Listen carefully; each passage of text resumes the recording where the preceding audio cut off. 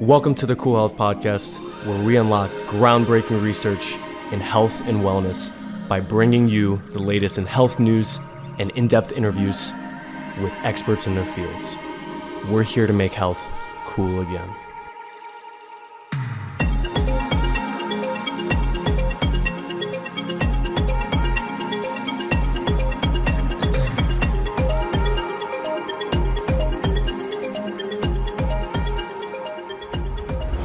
All right, Dr. Hoehn.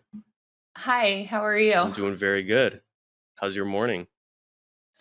It's been lovely. I actually was on another podcast this morning, and then I have 3 more this afternoon. So it's this really, really stacked day.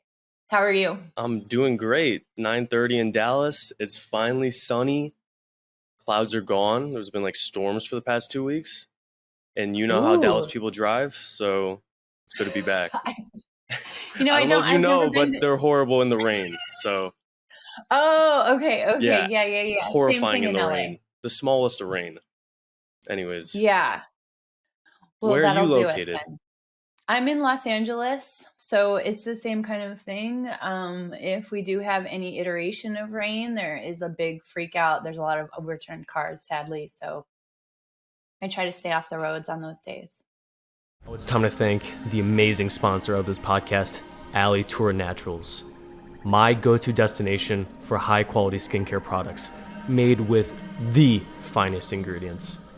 At Alitura, they use the most pure, nutrient-rich ingredients at the core of every product, from things like wild-crafted sea buckthorn and organic aloe vera to grass-fed colostrum and organic cacao butter. Each of the ingredients is thoughtfully selected, and it has these incredible healing and nourishing properties. Why do I choose them over other skincare? I mean, just from their all-natural ingredients, guys. Alitura takes pride in using only ethically sourced, natural, and organic materials to create their powerful formulas, ensuring your skin gets the best possible care without harsh chemicals. It's scientifically proven and effective. Each ingredient in their products is backed by thorough scientific research to maximize effectiveness in supporting skin health and anti-aging. And finally, it was created by an expert, Andy Nilo, a former model and actor, founded Alitura after a life-changing accident, and this led him to develop his own transformative skincare solutions. So, guys, join the thousands of satisfied customers who have discovered the stunning results of Alitura's exceptional skincare line. Use my code JEK20, all caps JEK20. Get yourself a discount. This stuff is truly amazing, guys. Think hostage tape. We're here to discover the revolutionary way to improve your sleep and overall health.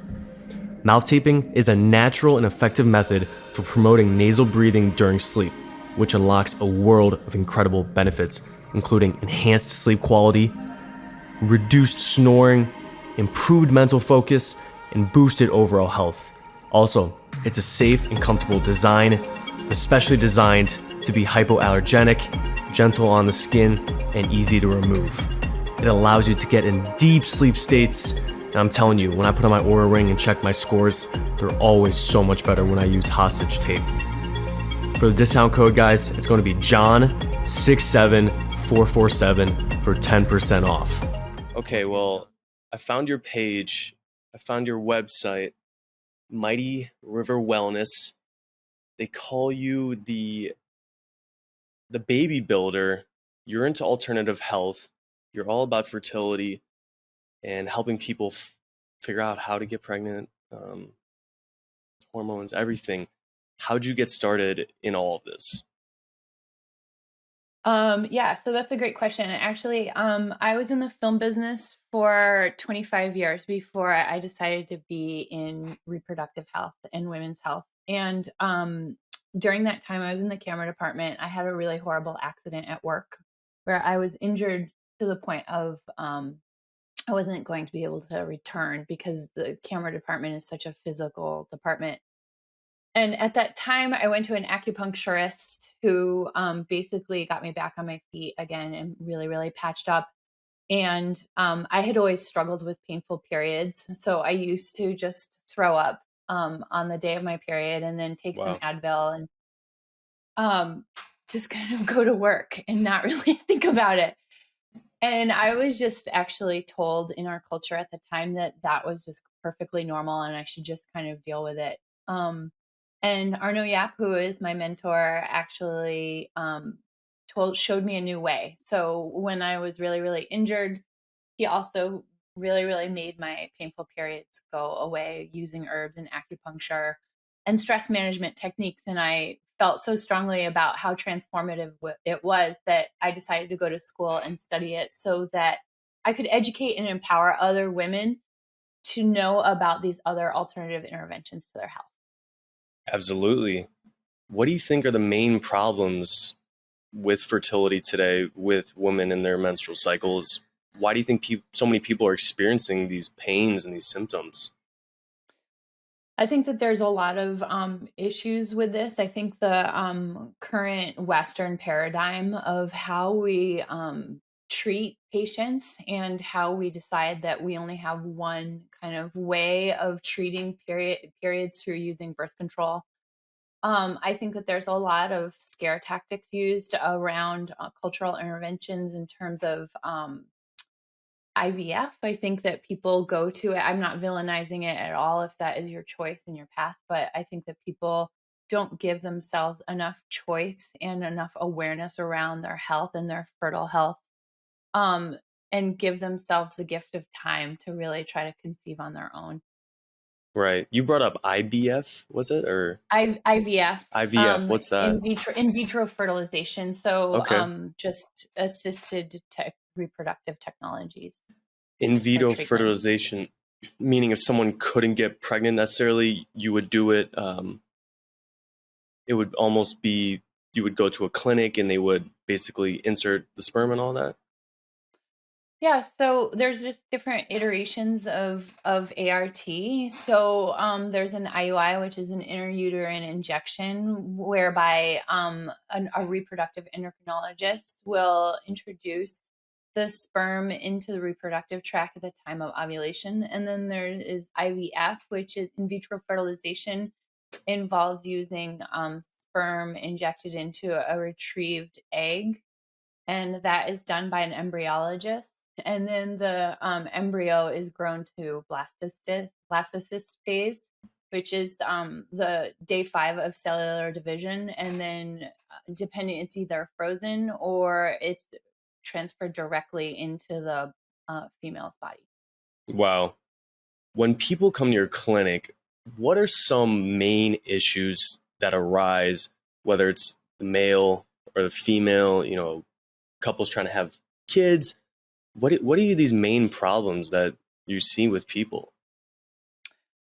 Well, most people find me because, I mean, specifically in Los Angeles, because fertility acupuncture is a specialty that is known to increase chances of conception by about 35%. So it's like a pretty Wow. epically amazing outcome, and it's really, really transformative. So most people have been trying to conceive by themselves. They're using an intervention like OPKs or ovulation predictor kits and also phone apps to track their ovulation and their cycle. And so they're led down this path, this healthcare path that's wildly inaccurate. It's based on the wrong algorithm.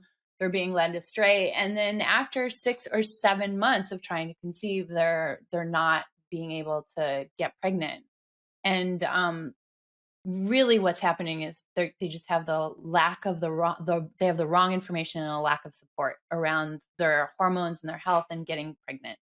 So that is why I created the Positive Pregnancy Project, so that I can create a little bit more change in terms of how people show up for themselves and work on their families.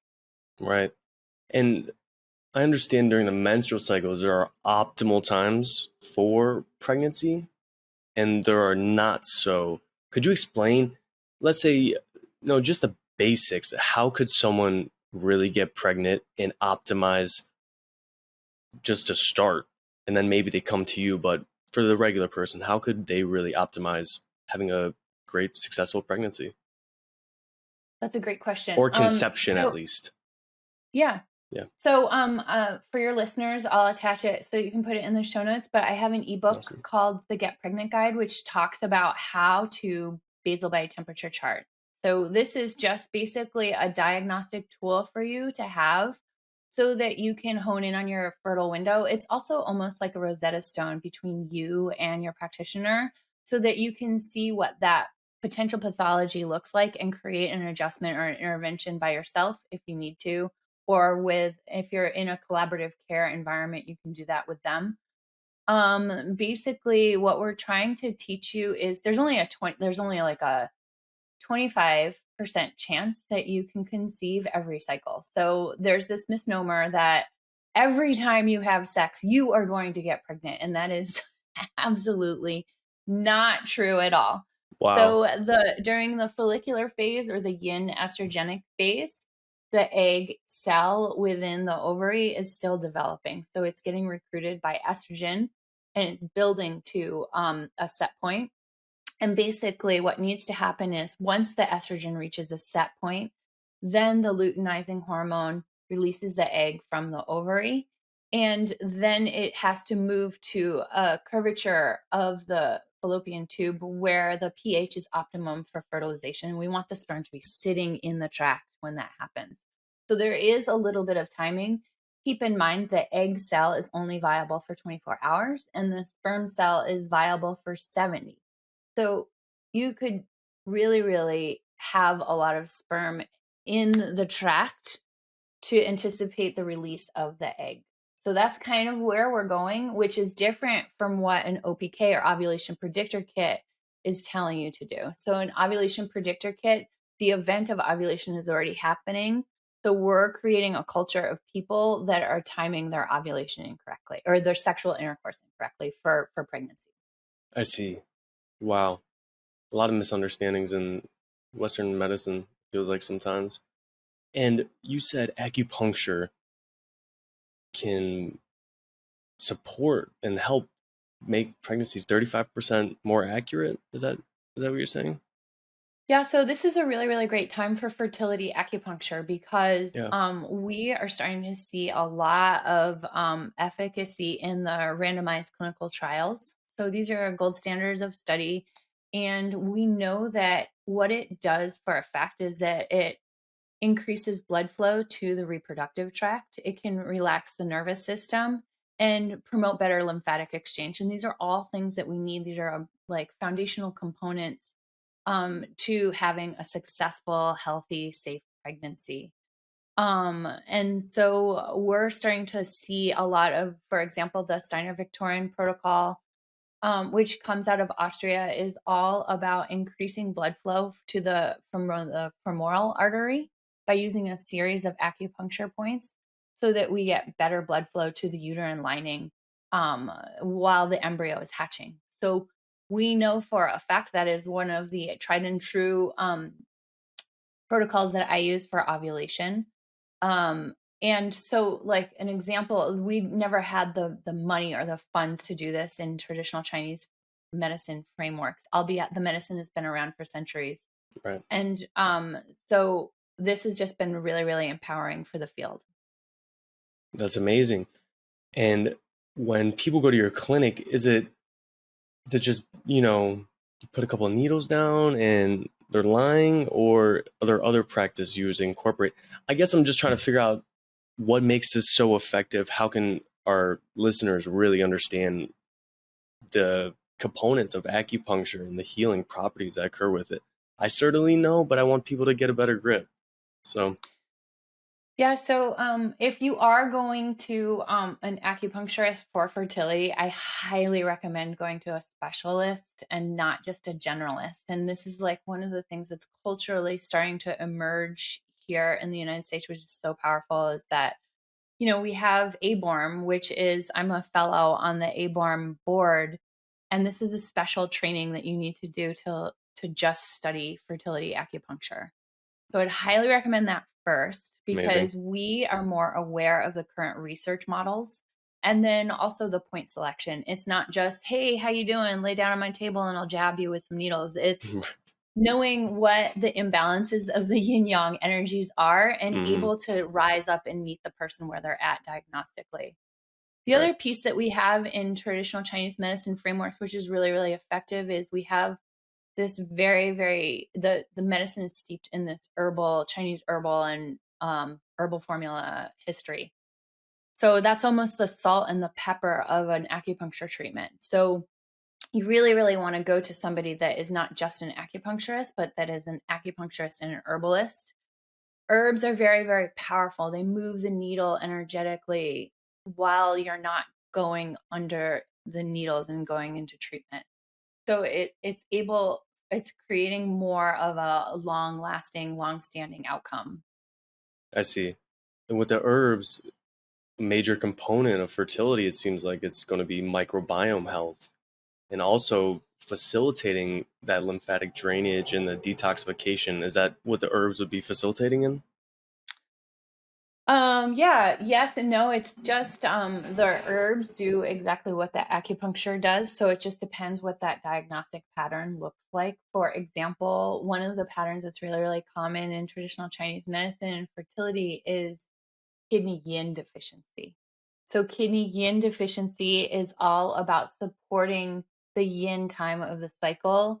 And then we can do that not just with the herbal interventions, but also with seasonal eating and Chinese nutritional modalities is really, really helpful for this time. Okay. You said seasonal eating and the herbs. When you're incorporating these herbs, how are we eating the herbs? Are you rubbing them? What's going on here? Yeah, so the herbs they can either be in granule form or they can be tinctures and or pills. So they can Okay. be patents, which are medicines herbal formulas that are working together synergistically. And we know that these are tried and true patterns and tried and true formula measurements that we've always had.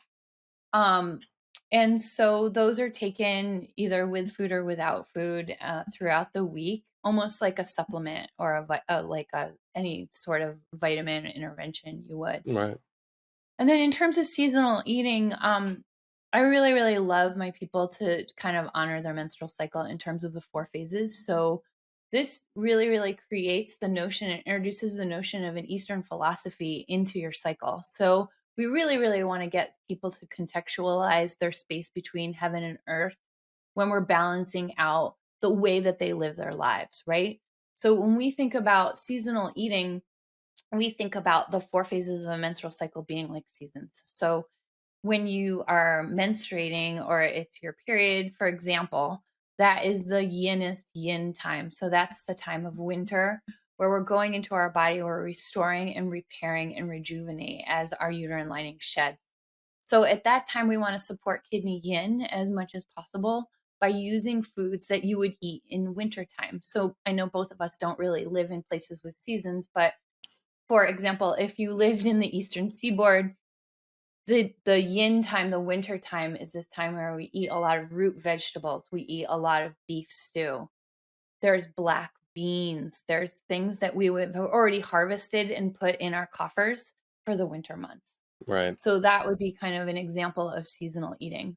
During ovulation, that is the time where there's like the shift in energetics from yin to yang. So we have this seed below the soil in the wintertime. And then all of a sudden during the ovulation, the egg bursts forth from the ovary into the yang energetics of summer, right? So it's almost a seed bursting from the soil. So at that time, this is when we would incorporate more pea shoots, asparagus, beans, things like that are kind of moving those energetics from yin to yang. I see. It's almost like from a primal standpoint, it gets hot, everyone's on the go, people are trying to get pregnant, right? Versus the yin time to relax, time to rejuvenate, you know, be scarce almost. Interesting. And what are some of these herbs that you're talking about that really could help? What are some of your favorite herbs? Yeah, I love herbs so much. Okay, so yeah, so there's a ton. The What's the cool hype with thing them? about what? What's up with them? Why are they so good? Well, the great thing about herbs is that the energetics of the herbs work really, really in combination. So one of my favorite people at Five Flavors Herbs talks about this a lot, of the Dui Yao energetics of herbs, the salt and the pepper, so to speak. You would never create or make a meal without putting a little bit of salt on something and a little bit of pepper. So these work in tangent to each other. And so we see a lot of these really beautiful kidney yang versus kidney yin herbs together in formulas sometimes. So the cool thing about Chinese medicine is that the materia medica is not just herbal medicine in terms of medicinal herbs. Medicinal herbs can be wild onion, it can be yam, it can be black sesame seeds.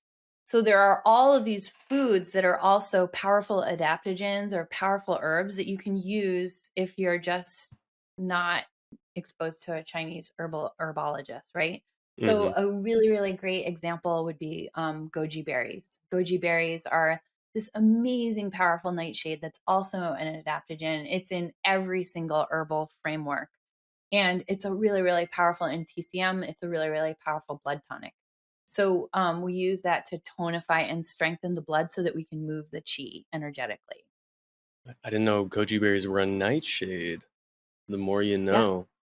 Okay, so we're figuring out how to get pregnant. We're trying to understand the balance that comes with it. A lot of people nowadays don't really have a yin and a yang. It's a lot of yang these days. How do you feel? How does stress affect fertility? Almost too much yang, would you say? And how could people alleviate some of the stress throughout their daily lives and in order to get pregnant? Yeah. This is a multi-layered question. We'll try to take it. So just in terms of just a more traditional framework is that, we know when you are dysregulated or your cortisol is dysregulated, you are upregulating your inflammatory response. I always think about it when I'm running on the veldt from the lion. I'm allocating all of my resources to the fast twitch muscle fibers of my quads. I'm upregulating my heart rate and my respiratory system, and I'm running, right? So I'm not thinking about growing nails. I'm not doing my hair, and I'm not making a baby. And I say that like seriously, like nothing's going to be happening, right? Mm-hmm. So when I relax my nervous system and shy away from a system of scarcity and lack of resources and rushing, and create more of a restorative, safe place for my baby energetically, then I create the better environment overall. So this is the Eastern philosophy of creating balance. So I teach my patients and the people in the Positive Pregnancy Project create balance and harmony in their home, to create balance and harmony in the way that they move through the earth. So observing nature and earth grounding are really, really important. Um, and things like that. And then creating a sense of journaling or meditation or some sort of exercise or hack that you can do that is just a component of your day that regulates your nervous system. Right. That stress component is so huge because most people, they wake up and immediately it's work, it's it's the kids if they have one, it's the future kids, it's the job, it's the money, it's everything but themselves. And they don't prioritize taking care of themselves, allowing, coffee first thing in the morning and then immediately to the phone. You're not letting your natural rhythms pick up and the natural production of all these hormones and neurotransmitters. And it seems like their cortisol is just shot throughout the whole day. And in order to alleviate that, just like you said, we need to find these balance points, the meditation, the journaling, almost putting on some type of body armor in the morning. That's what I like to call it. So yeah, that's truly wonderful. Any other stress reduction techniques people can Well, do? if you think about just like to put it in a framework of like a woman expected to work professionally full time and be on the pill and then all of a sudden go off the pill and perform in a different arena where they have to conceive, and giving the women and giving not being provided the right tools and having their period every month and desperately like the clock is ticking and they're freaked out. I would be so freaked out if I was my patient base. It's terrifying. It's a scary process. Did we have sex at the right time? Did we not have sex at the right time? What am I doing? Right. And then not even considering the partner and the sperm health at all during this process. It's just really like in conventional frameworks, it's all about, okay, honey, go relax and have a lot of sex and eat these goji berries and you're totally going to get pregnant. Right. And that's not the solution. That's it. That's all you got. Like, what? Right. Of course I would be like, if I was an intelligent, courageous, humorous woman, like I would freak out if that was what somebody told me. Mm-hmm. So of course, and then it's, oh, just relax, right? And that's what's, stress is like, it's rampant and I would be terrified. So I try to really, really take the time and space with people to move them from fear to fertile so that like we do feel like you're getting the right information, that you're like getting the right tools right from the beginning. And I think that that's really, really important. That's amazing. What's the problem with birth control? And all type of oral contraceptives. A lot of doctors, like you said, prescribing them for acne, prescribing them for their periods without really telling about the side effects. So what's going on there? Yeah. So I just actually had a great conversation with another provider about this. Is like, she said this beautiful thing, which was a birth control pill. And I don't want to demonize it at all, because I feel like if you are going through an IVF, if you have the resources to go through an IVF procedure, and there's a reason that you would need birth control in that framework, right? So sometimes we need to control the cycle or control things that we're doing with a medicated cycle. And so I don't want to villainize it at all, but I do want people to learn about how to look beyond that framework, like ask questions, get curious, so to speak, like about why this person is putting you on this prescription. Now, obviously, I'm in the fertility space. I don't have a lot of people that are on birth control while they're seeing me, but had birth control from like the time that they were in high school, and now it's 35, and like, okay, I'm at the top of my career. I'm pregnant now, or I'm married now. Now I want to start getting pregnant. And then not giving themselves the 6 to 8 months that it's going to take for their cycle to regulate after they've been on birth control for that long, right? So like, give yourself the time, give yourself the space, give yourself a second, right? For like, start tracking your cycle some way so that it can be through either, I use the UVA kits, which is one of the leaders in femtech technology, so that it tracks the luteinizing hormone and the progesterone. You can do that. I can send you the link to that. Or you can do BBT charting. So that is a really, really great way to like, okay, this is how I'm providing myself and gifting myself with historical data about what my cycle looks like. That's so huge that you said giving yourself the time. So many people are go, go, go. And even when you get pregnant, someone has a kid, and then less than a year later, it's another kid, and then another kid. And we're going to get into that.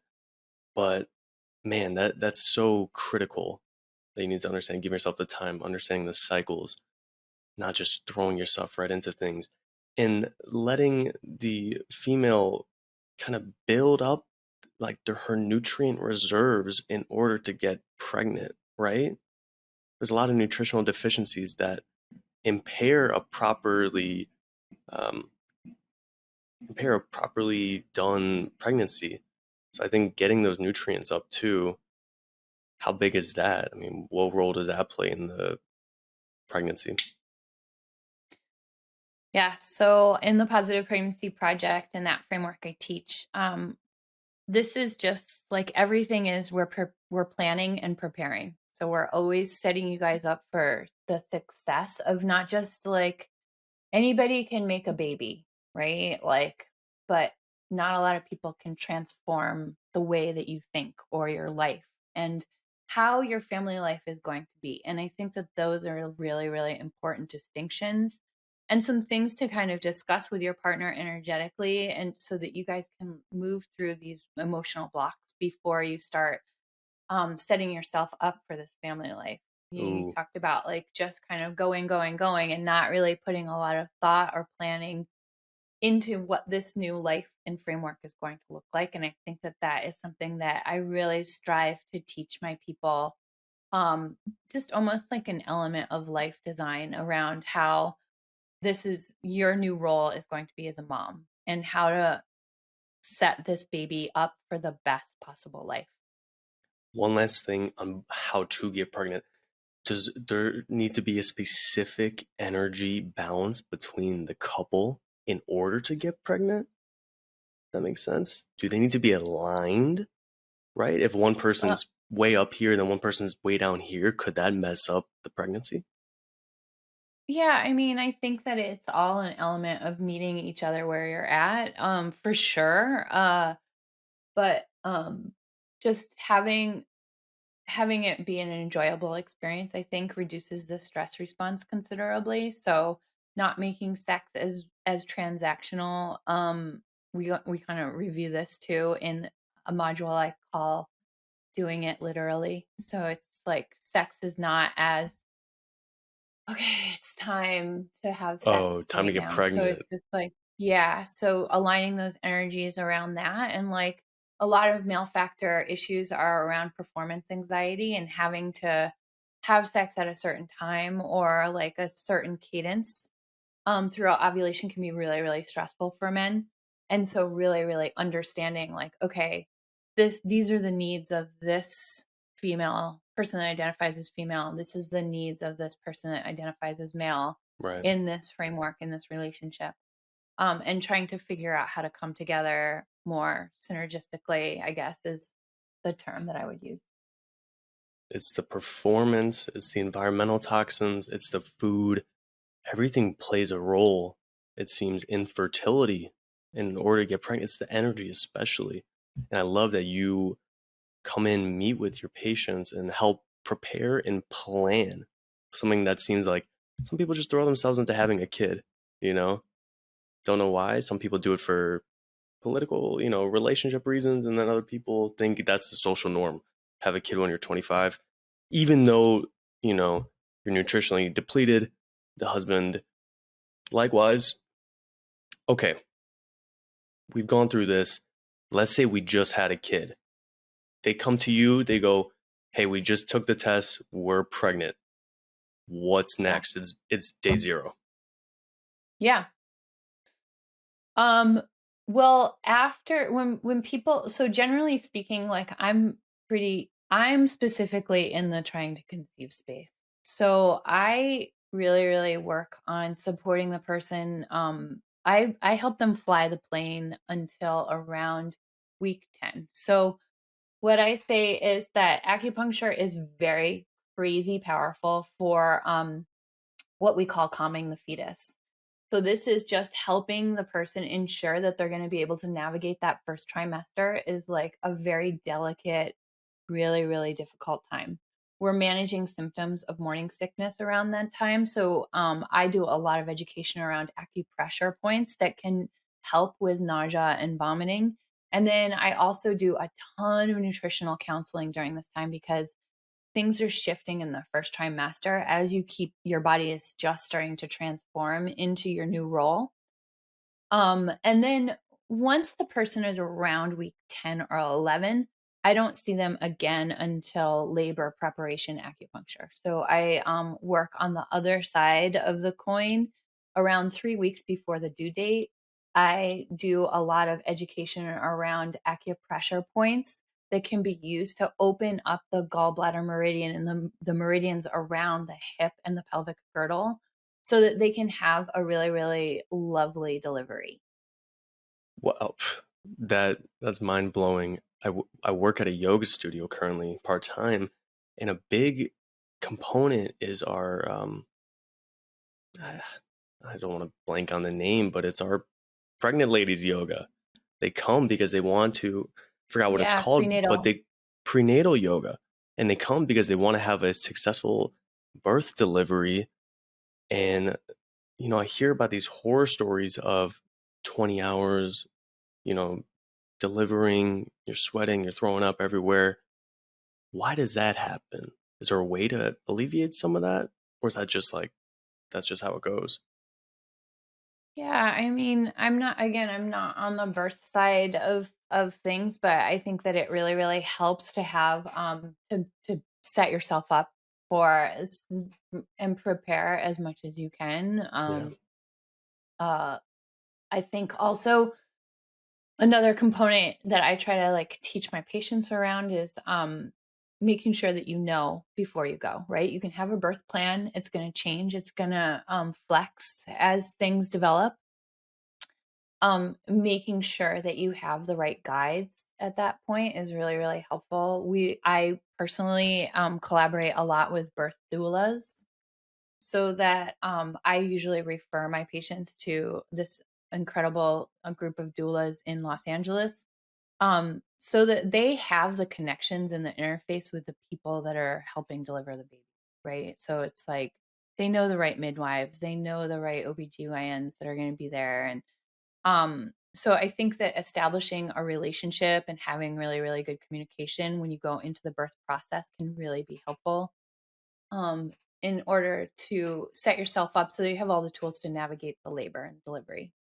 How do you feel about water births, at home birthing? You like it? Again, not really my space. Like I think that it's probably there's an application for it. But I'm on the other side. I'm on the other I side of got you. pregnancy. So I just am more in the plan and prepare place. And I really, really try to create healing. I don't want to say healing, but I try to create a space for somebody so that they can give themselves the time to um, get their body in the best place possible for their pregnancy. Speaking of that, what do you say about nutrients, hormones, and the like? Do you do blood tests to test hormones and nutrient levels? Or are you telling them to eat certain foods? How can one really be optimized and fertile? Yeah. So I don't do like HTMA, if that's what you're asking, like hair tissue mineral analysis or anything. Like I use urine testing in the form of a Dutch test if I feel like there's a Nice. lot of hormonal imbalances that need to be corrected first. I love data. But mainly I try to teach people how to to learn about their own cycle. So in our office and in the Positive Pregnancy Project, my online program, we give you I give you two tools. So, well, I actually give you three, but so the my main basics are basal body temperature charting, which all of your listeners are going to get, right? So it's just like this is gives you a report card. It almost serves as a Rosetta Stone between you and whoever your provider is, so that you can see if you need to detect pathology before it occurs, and also so that you can see how the practitioner is working with you and performing and balancing your hormones. So if there is anything that needs to be corrected, you're going to see it right away on a basal body temperature chart. That's amazing. That being said, I also really, really feel strongly around almost like a triangle of health, where I feel very, very strongly around having really, really good gut microbiome, and also liver clearance, so that we can get to the best apex of the endocrine system and reproductive health that we can, right? So you really, really need a really great base in order to move into something like fertility. Yeah. It's funny talking about the detoxification systems, some of these amazing herbs that you're talking about, things like milk thistle, dandelion root, chlorella, those cruciferous vegetables, unlocking the sulforaphane. I find that people can incorporate that and then also talk about the microbiome, eating lots of fiber and phyto-rich nutrients and uh, good animal protein. I think that's a way to really optimize those hormones and good fats. And I'm saying this because I recently, I believe his name is Dr. John Gullerin from Glasgow University. He made this theory, almost this like placenta theory, where while a woman is pregnant, the placenta is smart and it will do anything.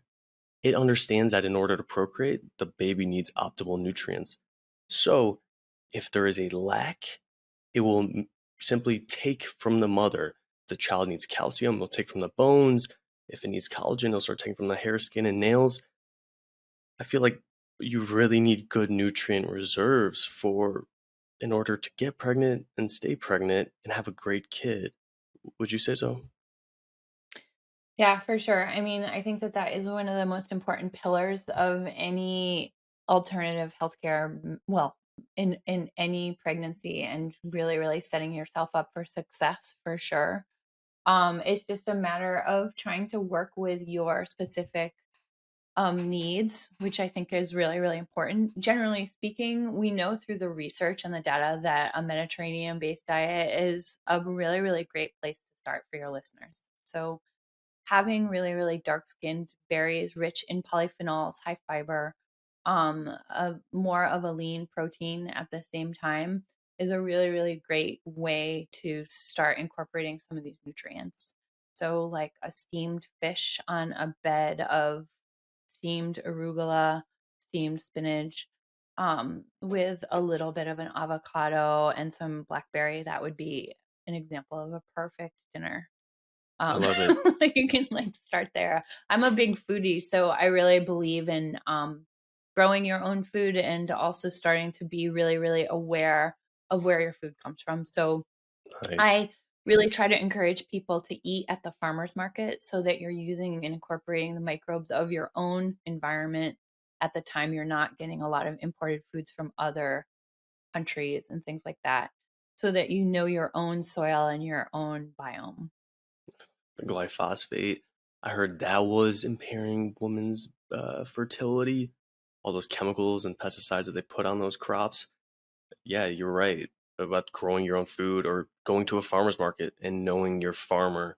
That's a really foreign concept nowadays, but if you can, please try and do, because it really makes all the difference. Now, we've really done a good deep dive into how to be fertile, how to unlock the energy channels and the lymph flow and the blood flow through acupuncture and the herbs and the clearing of the toxins. What are some amazing success stories that you have at your clinic? What are some outstanding things that has helped your patients, and anything you'd like to share on that end? Yeah, so I guess like my favorite thing to talk about is I did have a patient that was told that she was not going to conceive because she was over 35, and she was told that she would need to go right directly to IVF. And at the time, she had no idea that her diet and lifestyle, current diet and lifestyle, was kind of creating almost like an inflammatory storm in her body. So we really, really worked on her nutrition quite a bit. She came in for weekly acupuncture treatments, and we used specific Chinese herbs in the yin phase relative to the yang phase. And she is now on her second baby with me. So this Let's is such a go. great, one of Let's my go. favorite things about being a fertility acupuncturist is like you really become part of these women's lives, right? So it's like I go to a lot of baby showers. I get to Oh, see, that's awesome. we have this great culture at my office, where we have a baby altar where you nickname your baby before you even conceive your baby. So for example, we had one, I'm speaking about this today on my Instagram live at noon, where we had a baby where the mom was tripping in the house all the time. So we nicknamed the baby Trip Hazard. Right on. Trip hazard. What? I thought you said tripping So on once something else. the yeah. So once the baby is born, then they go up on our mighty baby wall. So we have a bunch of babies up on the wall. That is, it's just like we really, really celebrate the culture of making babies as much as we can. That's It's amazing. really, really lovely. Yeah. It should be. It's a child. Birthing is, and shout out all the moms. I'm a young guy and I might be ignorant in this field, but it's just absolutely amazing to undergo a whole birth. And I'm at the yoga studio and I see all these pregnant ladies and they're just doing it, and creating something is absolutely beautiful. And for what you're doing, it's truly amazing. So thank you for that. Yeah, I mean, it's like I can't even believe women do that. I like really, it blows my mind every day that they're trying to solve the problems. They're doing the right interventions, they're eating properly. Like they are like taking the awareness to their health to another level. Right. And then just showing up for this once the baby's born, like that, that that's their 100% focus for that long. And it's just really, really incredible and courageous. And I don't think that they're given enough credit for sure. Yeah.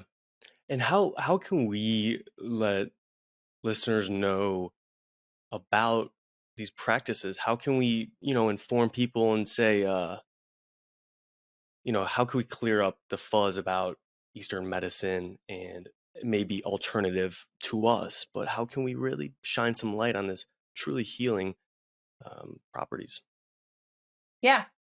I talk about this a lot on Instagram. So you can always follow me at Dr. Beck Hoehn. And then obviously I have tons of websites. So you Mm-hmm. can look You on do? my website. Um, yeah, so I have one called Dr. Beck Hoehn. And I actually post a lot of my research from my doctorate on there so that you can kind of see what the current research is around fertility, acupuncture, and what is out there in terms of your own interventions that you can do at home. And then obviously, I always post a ton of information about how you can incorporate Eastern philosophies and TCM into your life, even if you're not around an acupuncturist or a fertility acupuncturist. Mm, amazing. What else are you into these days? Are there any other practices you're practicing with your clients or maybe yourself that you feel like is really strong and helps with the yin yang balance and all of that? What are you Yeah, I into? mean, I actually am pretty indoctrinated into the UVA culture. So I love Amy so much. She's the founder at UVA, and her story even is just really empowering. And she's an amazing thought leader in the field of reproductive health. So one of the things that I love so much about that kit is that we're able to not only do herbal interventions from using that data that she's collecting. So the UVA kit is a kit that you can purchase where you can purchase it on my website even. Sweet. It measures the luteinizing hormone and the progesterone. This is the first time that we've ever done this in terms of cycle tracking. So it's like a very, very Wow. powerful time. Yeah. And so we're able to see what the graphic representation of your hormones are so that you can time your ovulation with more alacrity than you ever have had possible in your life. So I've been studying that data. I'm on the board. I have been studying that data for a really, really long time. And we've had a 46% success rate at our office by using those kits. So Wow. that was like mind blowing and very, very powerful that we were able to have that data and create that intervention through Amy. You guys are setting a new path in medicine, it seems like. I mean, that's wonderful. Being able to know what time is right, being able to incorporate these ancient and highly effective practices, that's so amazing. And I was just going to say, if nothing is working, how on earth are you not going to Dr. Beck Hoehn? You know what I mean? You know what I mean? Yeah, Like people are right. struggling and they don't have answers. Here are the answers. It seems like it's good nutrients. It is Eastern medicine. Am I too much for that right now? I don't think. I think that's a lot. I think that it's just, I think one of the things I would say is that, like, the, not to sound like the X Files, but like the truth is out there, right? Like, you can find you have to find the person that clicks with you. And Right. like, I don't resonate with every single person. And I think that like knowing what your choices are and like taking responsibility for your health is the most important piece of what the number one take home for your listeners that I would want to say is that don't just stay with the first answer. Like, don't just listen to the white coat. Like, look beyond those confines. Find the information that, don't cherry pick your answers. Like, find the information that resonates with you. Find your people, find your team that are going to really, really help you on your road to being a mom. That's amazing. Man, what else can we say? I mean, that was so good.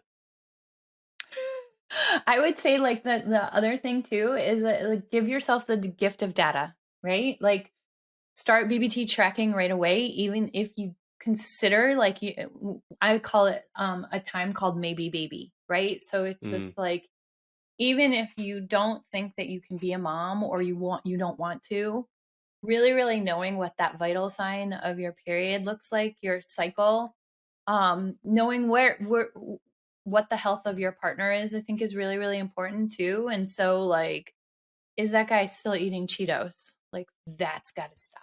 Right. So it's Right. just like starting to get like just considering that it's going to take you at least a year to start getting yourself into a place of reproductive health and a safe and healthy pregnancy so that we prevent miscarriages is just like just set yourself up for success from the beginning, right? Why are you eating Cheetos, guys? Stop eating Cheetos. It's not good Guys, for the kid. well, because they're delicious. Can we make some vegan, phyto-rich, nutrient Cheetos, please? Don't steal my idea now, Dr. Beck. Okay, quick recap before we finish this. This was so amazing. We're going to start with planning and preparing. We're going to find our right partner. And we're going to have a year's worth of time where we're going to map out a pregnancy of sorts, right? We're going to fill up our nutrients. We're going to eat healthy, the Mediterranean rich diet, keep our stress, our yin and our yang levels balanced, have that good journaling and the meditation and the yoga practice, which I do every day, and it truly, truly helps with the balance. And then, okay, we're going to use our uvu, is it called? Oh, the UVA kit. The uva OOVA. kit. So Yeah. we're going to incorporate that for the timing of our body, knowing when it's ready to go with the luteinizing hormone and the progesterone. We're going to do it, and then we're going to get pregnant. Is that how it is? Kind of? No, I'm playing. But those, I mean, the key strategies Just real that quick. I know, right? Just real quick. 30 Just go seconds do that. pregnant. The key Yeah. strategies in this podcast is it's awesome. And, the more people can hear this, the more outreach we can get and the more people we can get pregnant. And I know when I'm, trying to get pregnant with my partner, I'm coming to you. So thank you. Yeah, that's great. But like, it doesn't have to be me. Like I would go to the ABORM website and the American Board of Oriental Reproductive Medicine and go to that directory and find somebody that is in that framework Okay. because they've had to study for that test for that's the only thing that they do. So Right. I think it's really important to have a specialist when you're starting on your journey.